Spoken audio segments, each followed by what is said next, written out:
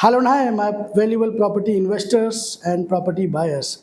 So this side Dinesh Dayal, and I am an expert for the commercial property investment for the having a regular passive income as well as massive growth in your initial investment value. So again, I welcome you all for my today's this new one video, and in this video we are going to talk for a very valuable topic. And recently I have received so many questions and queries from the side my valuable property seekers and upcoming investors, or somewhere you can say property prospects.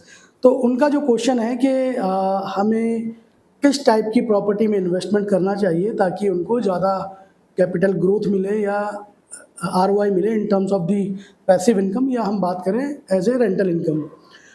तो मैं पिछले 15 सालों से real estate industry में काम कर रहा हूँ, तो मेरा जो एक ग्राउंड का अनुभव है, एक्सपीरियंस है, और जो मैं इंडस्ट्री को समझ पाया हूँ, उसके अंदर जैसा कि हम सबको पता है कि there are so many varieties of the properties. If I talk about the residential properties, commercial properties, mixed used properties, IT and ITS properties, agriculture properties, somewhere you can say like industry properties. So वहाँ पे depend करता है client, या अगर हम investor की बात करें उनकी नीड एंड रिक्वायरमेंट क्या है और उनका बजट क्या है, और कहीं ना कहीं उनकी एक प्लानिंग क्या है, शॉर्ट टर्म इन्वेस्टमेंट की है, मिड टर्म इन्वेस्टमेंट की है, या लॉन्ग टर्म इन्वेस्टमेंट की है।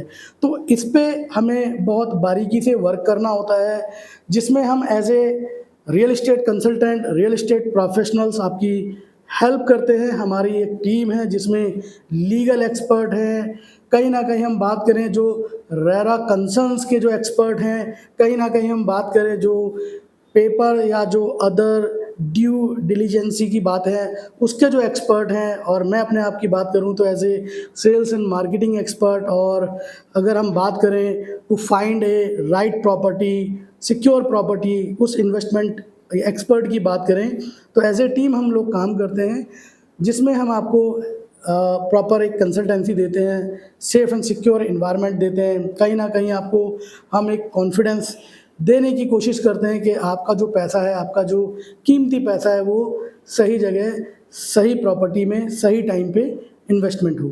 तो अब मैं आता हूँ, आप लोगों ने जो क्वेश्चंस पूछे हैं कि किस टाइप की प्रॉपर्टी में हमें इन्वेस्टमेंट करना चाहिए जिससे कि हमें मैक्सिमम आरओआई मिले, या एक सर्टेन टाइम के बाद एक बहुत मैसिव प्रॉपर्टी में ग्रोथ मिले in terms of the capital appreciation. तो जैसा कि मैंने शुरू में बताने की कोशिश करी कि ये डिपेंड करता है कि आपकी नीड एंड रिक्वायरमेंट क्या है, और आपका बजट क्या है, और आपका एक टाइम लाइन क्या है, किस टाइम फ्रेम के अंदर आप उससे एग्जिट करना चाहते हैं।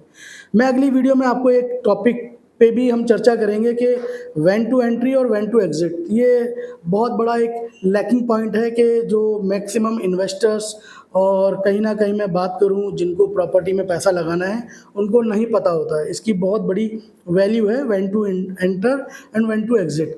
तो अब मैं उसी पॉइंट पे आता हूं जिसमें मैं बताने की कोशिश कर रहा हूं कि किस टाइप की प्रॉपर्टी में हमें इन्वेस्टमेंट करना चाहिए।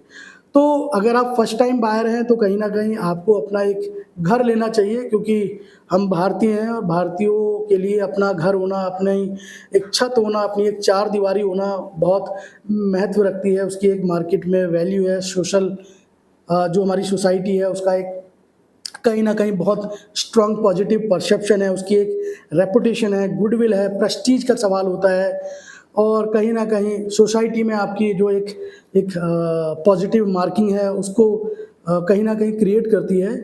और अगर आप सेकंड टाइम के बायर हैं तो आप कमर्शियल प्रॉपर्टी में इन्वेस्टमेंट कर सकते हैं।